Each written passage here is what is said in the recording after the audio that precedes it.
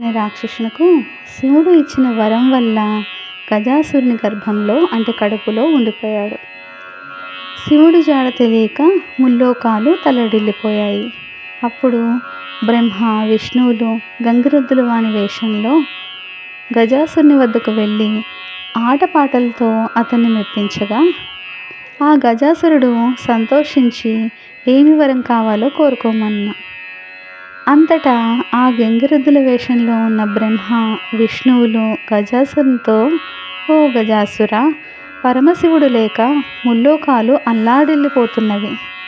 నీ గర్భమునందున్న శివుణ్ణి తమకిమ్మని అడిగారు. మారు మాట్లాడకుండా గజాసురుడు సరేనన్నాడు. అంతట నంది తన కొమ్ములతో గజాసురుని పొట్ట చీల్చి శివుణ్ణి పరిగ్రహించాడు. అంతటా ఆ గజాసురుడు, శివ, నీవు నా శిరస్సుకు గణ్యతను చేకూర్చి నీవు నా చర్మం ధరించాలని వరం కోరుకొనగా శివుడు సరేనన్నాడు. పిమ్మట బ్రహ్మ విష్ణువు మహేశ్వరులు మరియు ఇంద్రాదులు దేవలోకానికి పయనమయ్యారు. వినాయకుడి జన్మం ఇప్పుడు మొదలవుతుంది. పరమేశ్వరుడు వస్తున్నాడన్న వార్త కైలాసంలో ఉన్న పార్వతికి తెలిసి అభ్యంగన స్నానం చేసి పతికి స్వాగతం చెప్పాలని అభ్యంగన స్నానానికి తయారైంది. తన ఒంటికి నలుగు పెట్టుకున్న పిండితో ఒక బొమ్మను తయారు చేసి తన తపోశక్తి వల్ల పొందిన వరంతో ఆ బొమ్మకు ప్రాణప్రతిష్ఠ చేసి ద్వారం వద్ద కాపలా ఉంచి ఎవరిని లోనికి రానివ్వద్దని చెప్పి స్నానానికి వెళ్ళింది. గజాసురుని నుండి విముక్తి పొంది కైలాసానికి వచ్చిన శివుడు లోనికి వెళ్ళబోగా గుమ్మం వద్ద బాలుడు అడ్డగించాడు. తాను ఈ కైలాసానికే అధిపతినని పార్వతి భర్తనని శివుడు చెప్పగా నీవెవరివైనా సరే లోనికి వెళ్ళడానికి వీల్లేదన్నాడు బాలుడు. ఇరువురి మధ్య వాదోపవాదాలు జరిగాయి. పట్టుదల పెరిగి శివునికి కోపం వచ్చింది. ప్రమదగణాలు కూడా ఆ బాలుని ముందు ఓడిపోయాయి. ఇక తాళలేక శివుడు తన త్రిశూలంతో బాలుని శిరస్సు ఖండించాడు. పార్వతి వచ్చి నిర్జీవుడై ఉన్న బాలుని చూసి, నాథ, పసివాడిని ఇంత దారుణంగా హింసిస్తారా అని రోధించింది. అప్పుడు శివుడు తన తొందరపాటుకు చింతించి నీ బిడ్డను బ్రతికిస్తానని పార్వతీదేవికి మాటిచ్చాడు. వెంటనే తన పరివారాన్ని పంపించి ఉత్తరముఖంగా పడుకుని ఉన్న వారి శిరస్సు తెమ్మన్నాడు. ఆ పరివారం 3 లోకాలు గాలించి ఎక్కడా ఏ ప్రాణి కూడా దొరకలేదు. చివరకు గజాసురుడు ఉత్తర దిక్కుగా పడుకొని మరణస్థితిలో ఉన్నాడు. ఆ గజాసురుని శిరస్సును తెచ్చి బాలుని మొండానికి అతికించి సజీవుడిని చేశాడు శివుడు. పార్వతీదేవి ఆనందించి వినాయకుడిని గజముఖం కావాలని గజాననుడని, వినాయకుడని, లంబోదరుడని వివిధ పేర్లతో తన కుమారుని అల్లారు ముద్దుగా పెంచుకున్నది. ఇప్పుడు వినాయకుడి ఆధిపత్యం ఎలా వచ్చిందో. కొంతకాలానికి పార్వతీ పరమేశ్వర్లు కుమారస్వామికి జన్మనిచ్చారు. అతడు మహాబలశాలి. ఒకనాడు మునులు దేవతలు పరమేశ్వరుడిని, దేవా, విఘ్నములకు అధిపతి కావాలని కోరారు.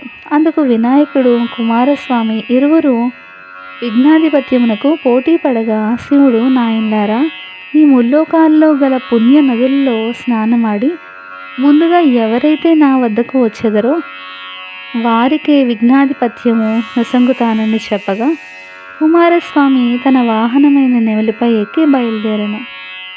గజాసురుడు, తండ్రి, నా అసమర్థతను తెలుపుటకు ఇట్లు అనడం తగునా అని వేడుకొనగా అంతటా ఆ పరమేశ్వరుడు దయాళుడై,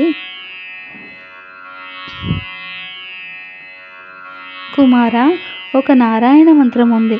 ఒకసారి జపించిన వారికి ముల్లోకాల్లో గల సమస్త నదులందు స్నానమాచరించిన ఫలితము కలుగునని చెప్పగా గణపతి కైలాసమునే ఉండి నారాయణ మంత్రం జపిస్తూ తల్లిదండ్రులకు ముమ్మారు ప్రదక్షిణం చేయగా కుమారస్వామికి తాను వెళ్ళిన నదులకు ముందుగానే వినాయకుడు స్నానాదులు ఆచరించి ఎదురు వచ్చేస్తుండేవాడు. తన అజ్ఞానానికి కుమారస్వామి చింతించి కైలాసమునకు వచ్చి, తండ్రి, నా అజ్ఞానాన్ని మన్నించి అన్న గణపతికే విఘ్నాధిపత్యము నొసంగునని వేడుకొన్నాను. అంతటా పరమశివుడు భాద్రపద శుద్ధ చతుర్థి నాడు గణపతికి విఘ్నాధిపత్యం నొసంగెను.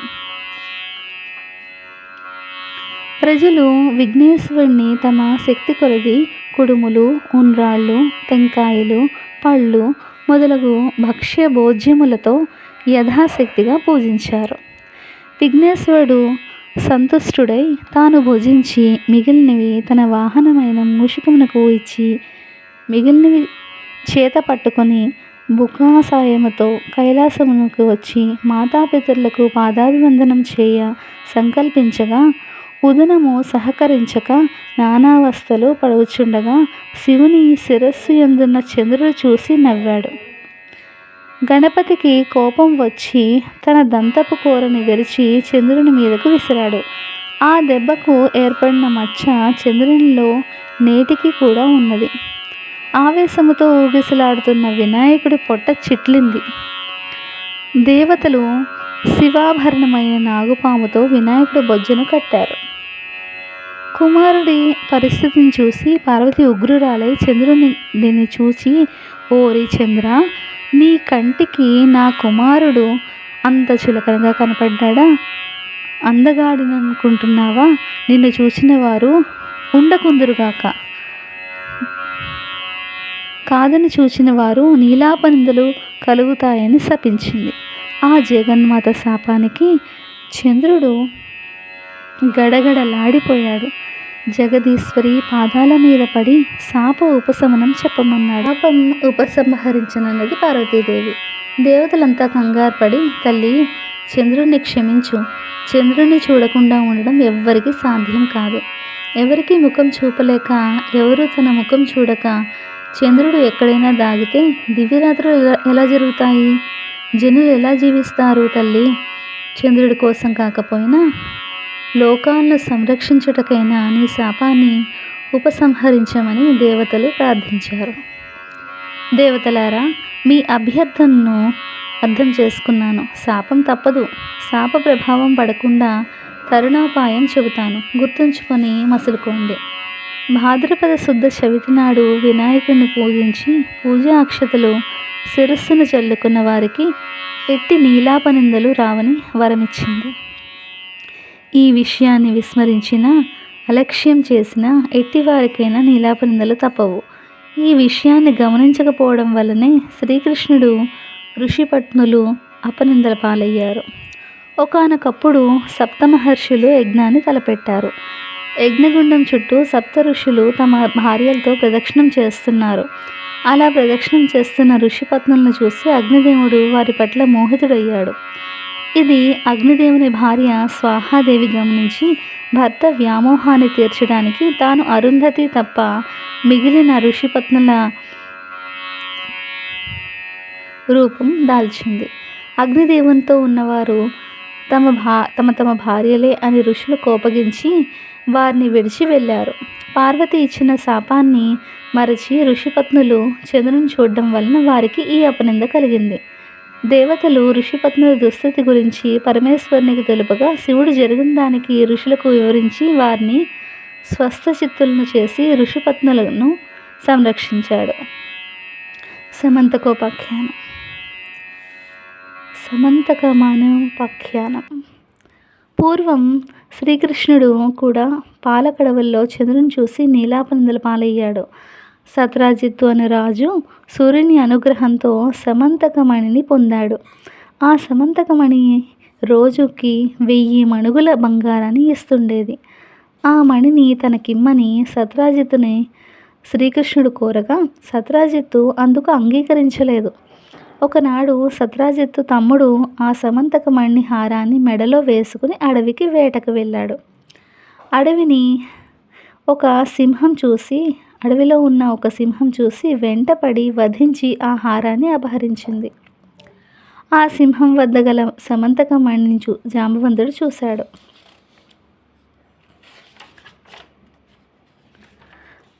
ఆ మణిని తన కుమార్తెకు కానుకగా ఇస్తే సంతోషిస్తుందని దాని కొరకు ఆ సింహంతో పోరాడి దాన్ని చంపి హారాన్ని తీసుకుపోయాడు. శ్రీకృష్ణుడే తన తమ్ముని చంపి సమంతకమణిని అపహరించాడని సత్రాజిత్తు లోకమంతా ప్రచారం చేశాడు. ఈ వార్త శ్రీకృష్ణుని చెవిన పడింది. తనకి నీలాప నింద ఎందువల్ల కలిగిందని గ్రహించి క్షీరభాండంలో చంద్రుని చూడడం వల్ల కలిగిందని గ్రహించాడు. ఆ నింద నుంచి బయటపడడానికి సమంతకమణిని వెతకడానికి అడవికి వెళ్ళాడు. అడవిలో సింహం, జాంబవంతుల అడుగుజాడలు చూసి వాటిని అనుసరించి జాంబవంతుని గుహకు వెళ్ళాడు. ఆ గుహలో ఊయలకు వేలాడుతూ కనపడ్డ సమంతకమణిని చూశాడు. దాన్ని తీసుకొనబోగా జాంబవంతుడు వచ్చి కృష్ణునితో తలపడ్డాడు. అహోరాత్రులు హోరీగా చెట్లతోనూ గదాఘాతాలతోనూ 18 రోజులు యుద్ధం చేశారు. తుదకు జాంబవంతుడు తనతో ఇన్ని రోజులు అలసిపోకుండా యుద్ధం చేసింది త్రేతాయుగంలో శ్రీరాముడే అని గ్రహించి సమంతకమణిని శ్రీకృష్ణునికి ఇచ్చి తన కుమార్తెయగు జాంబవంతిని శ్రీకృష్ణునికిచ్చి వివాహం చేశాడు. శ్రీకృష్ణుడు ద్వారక వచ్చి సత్రాజిత్తును కలిసి జరిగిందంతా చెప్పి సమంతకమణిని సత్రాజిత్తుకు ఇచ్చివేశాడు. సత్రాజిత్తు తన పొరపాటును గ్రహించి ఆ మణితో పాటు తన కుమార్తె అయిన సత్యభామను శ్రీకృష్ణునికి ఇచ్చి వివాహం చేశాడు. ఇదంతా చతుర్దశి నాడు క్షీరభాండంలో చంద్రుని చూసిన ఫలమని తన వారందరికీ శ్రీకృష్ణుడు చెప్పాడు. సకల జనులు ఈ వినాయక వ్రతాన్ని భాద్రపద శుక్ల చతుర్థి నాడు తమ శక్తి కొలది యథాశక్తి పూజించి పూజానంతరం అక్షింతలు శిరస్సును వేసుకున్న నీలాపనిందలు కలుగక సకల ఐశ్వర్యములతోనూ తులతూగుతారు. పూర్వం ఈ వ్రతాన్ని సీతాదేవిని వెతుకుతున్నప్పుడు శ్రీరాముడును, వృత్తాసురుని వధించినప్పుడు ఇంద్రుడును, గంగను భూమికి తెచ్చినప్పుడు భగీరథుడును, అమృతోత్పాదమును చేయుటప్పుడు దేవాసురులను, కుష్ఠవ్యాధి నివారణకు సదాశివుడును, తమ రాజ్యాన్ని తిరిగి పొందుటకై ధర్మరాజును చేసి సకల విజయములు సాధించారు. ఇది వినాయక కథ వృత్తాంతము. నేను ఏ తప్పులు చదివినా నన్ను క్షమించి ఈ కథ వల్ల మీ అందరికీ కూడా మంచి జరగాలని మనస్ఫూర్తిగా కోరుకుంటూ నేను మీ అన్నపూర్ణ. వినాయకుని చిన్న పద్యము ఆల్రెడీ నేను చదివాను ఇదివరకు, మళ్ళీ చదువుతున్నా.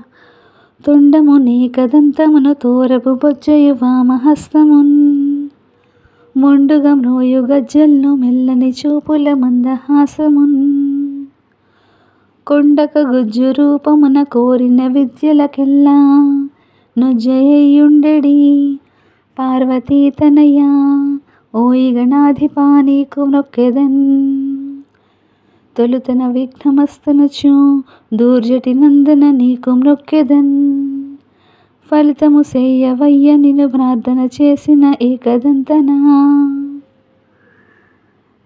వలపలి చేతి గంఠమున వాక్కున నెప్పుడు బాయకుండు మీ తలపున నిన్ను వేడనను దైవగణాధిప లోకనాయక తలచితినే గణనాథుని తలచితినే విఘ్నపతిని తలచిన పనిగా తలచితినే హేరంబుని తలచితి నా విఘ్నములను తొలగించుటకున్ అటుకులు కొబ్బరి పలుకులు చిటి బెల్లము నాను బ్రాలు చెరకు రసంబున్ నిటలాక్షు నగ్రసుతనకు ఐటు తరముగ విందు చేసి ప్రార్థింతుమదిన్.